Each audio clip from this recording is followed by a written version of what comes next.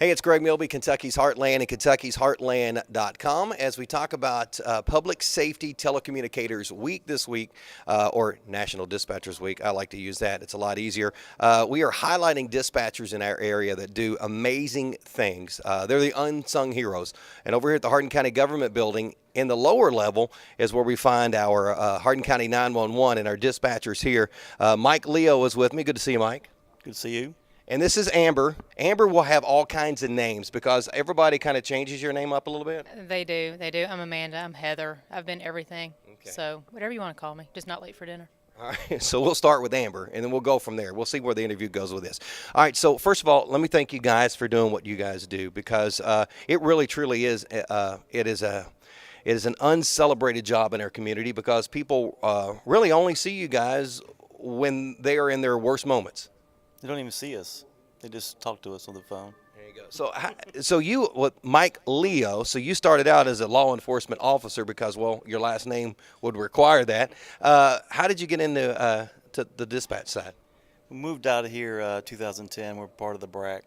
We moved out with my father-in-law and gave up my law enforcement career and wanted to get a job locally, and 911 was hiring, so I applied here, and they snatched me right up, being my background's in law enforcement.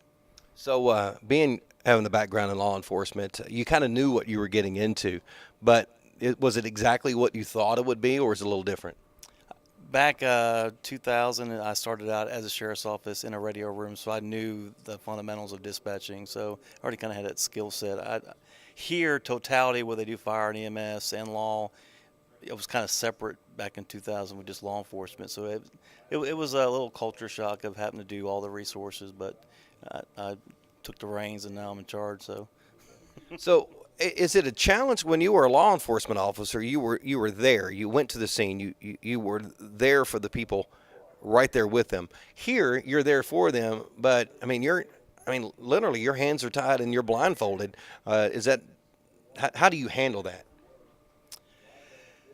It's more you really never know the resolution of most of the things that you deal with unless responders actually tell you about it. But it's more, you just one call after another, and you kind of just train yourself just to not worry about the end result, the resolution of the call, but just get yourself up to take the next one.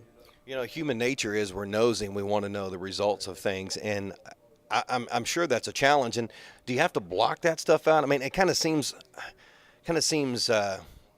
rude or impersonable or non-professional to block things out, but I guess in a way you have to because you're moving on to the next situation.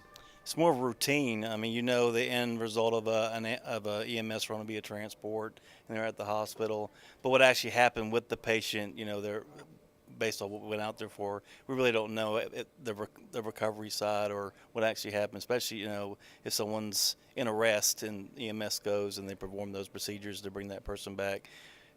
Really don't know if they did pass away or not. Of course, fires are pretty much simple. They either put the fire out or, a lot of information comes to the radio that, structure's totally, lost or whatnot. Law enforcement, we know the details because we do keep track of the dispositions for the sheriff's department when it comes to how they resolve their cases. But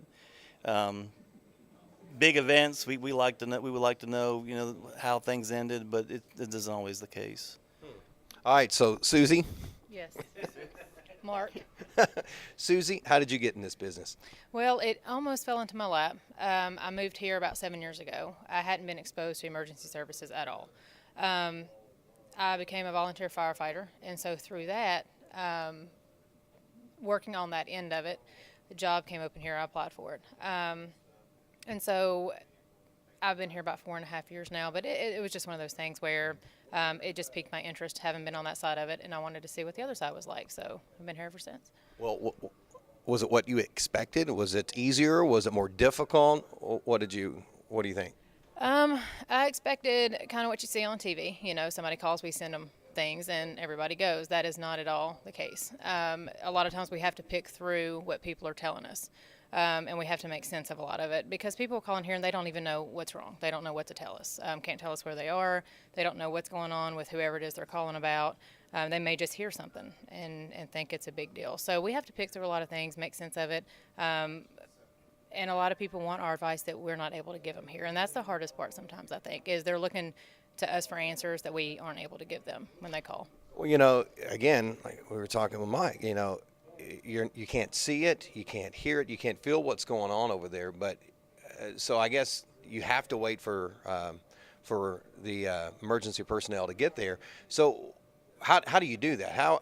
Because it's not easy to talk somebody into calming down, and probably to them it could be one of the most stressful situations of their life. How do you go about doing that? Well, and that's a lot of it, and that's what we tell everybody. We're getting them on probably the worst day of their life.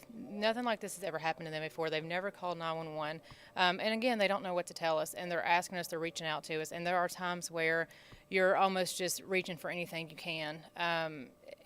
It's hard to tell them to calm down because they're going through some things. For instance, like if it's a child that's called, I'll talk about anything other than what's going on. We've had one where it was a brother and sister. Somebody was actually breaking into their house. They were under the bed. You talk about anything you can. What school do you go to? What kind of sports do you like? Just to get their mind off of things. And same thing kind of with, if somebody's passed away and there's something, some people don't want to do CPR for whatever reasons the case may be. That's their decision. It's not ours to make them do those things. But you just kind of reach out and you try to get their mind off of it and just talk about whatever you can to get through that situation until somebody gets there. Do you ever want to just walk out that door and not come back? Everybody has gone through that, and I don't sugarcoat that. I think we've all been there and done it. And it's not so much the job itself. It's those days where you feel helpless. I think that's the biggest thing. We've all done it, and with any emergency services job, you have days you're like, why did I choose to do this? But then you always have those reminders. We had one come in here not long ago that thanked us. Her husband passed away, but she still wanted to come up here and thank us for everything that we did. Those are the days you remember why you did it. Because it's a job. I get that. It's a career. It's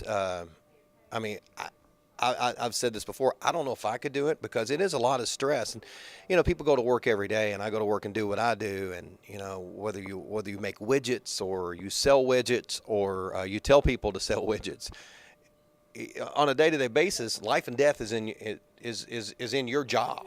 So it's a tough deal. How do you cut yourself away from that when you go home?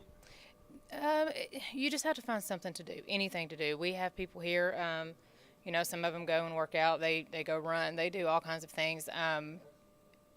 You just find some kind of thing. We kind of label it, this is my therapy. I do photography, things like that. So you just have to find something to fill that void. There are a lot of us here that are first responders. So when we leave here, we're on the other side of the radio now, but in some sense, that's kind of a relief from what we do here every day. So you just have to find something to fill that void. It's hard not to take it home with you some days, and some days you're going to, and that's just the unfortunate part about it. You couldn't save somebody, or I should have done this different. You start to second guess a lot of your decisions, but you just have to find something to fill that void when you leave here. If I were to be a counselor, I would tell you that having a hobby as a first responder is a horrible idea. Having this job that you do, Betty, but you do that as well. Do you think that helps you on this job, being on the other side and knowing what the dispatcher is going through, and then when you're on this side, knowing what the first responder is going through?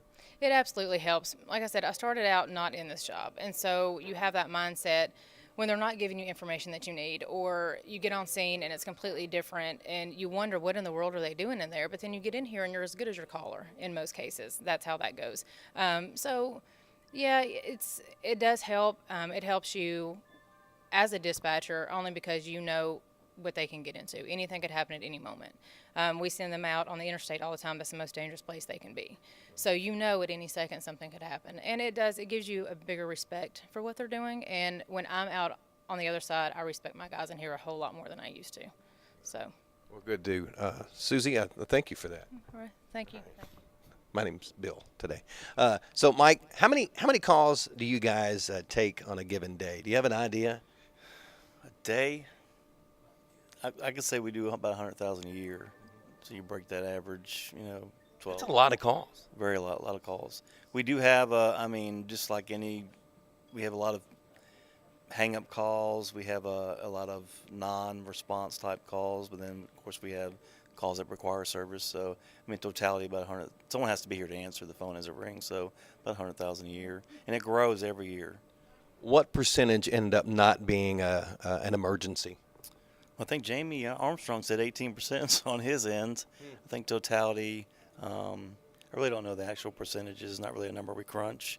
I just know someone has to be here, regardless if it's a false call or not, to answer it. So we just look at global, how many we do a year, how many people it takes to answer those calls. Has your number went down since Houdini the goat is moved over to a wildlife refuge? I think the bear took over that. We had some bear calls, and that took over his position. So yeah, it's still the same. Nothing really changed. I think totality we got over 1,000 calls on Houdini, but it just translates to something else. The numbers don't. As we get older and older, the more and more calls we take every year. It just keeps increasing. More people moving here to the area, more people coming here for work. The calls just keep going up. Well, so you guys, you just don't handle what calls do you take? I mean, we talking sheriff's office, EMS, and on the fire side as well. We are the PSAP, Public Safety Answering Point. So if you dial 911, all calls with that 3-digit number ring here, regardless of the type of call they are. Of course, E-Town PD, Radcliffe PD, State Police, they have their own dispatch centers. For law calls in their jurisdictions, we'll route those calls to them from here. We dispatch for the ambulance service, all 14 fire departments, Sheriff's Office, West Point Police, Animal Control, the coroner. Those all take place here. State Police, because they manage, I think there are 9 counties, so a lot of the law calls for the county side stay here, that the Sheriff's Office services. So pretty much we're the hub. All right, well, that's a lot of calls to take, 100,000 calls a year, and now we're dealing with bears. I don't know if we'll be putting bears in a wildlife refuge anytime soon. But Mike, thank you for the work you do.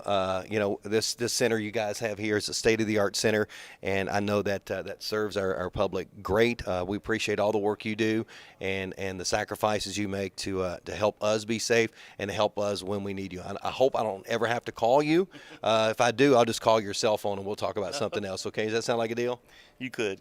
My cell phone's, yeah. You can call anytime you need. All right, I'm going to do that, like 1 o'clock in the morning when I need like milk or something like that. People are here 24/7, so 3-digit number. I'm calling you Mike. I'm going to have Mike 11, not 911. I answer at 3 in the morning. They call me all the time. Yeah. All right, I'm going to test that. All right, Amber, thank you.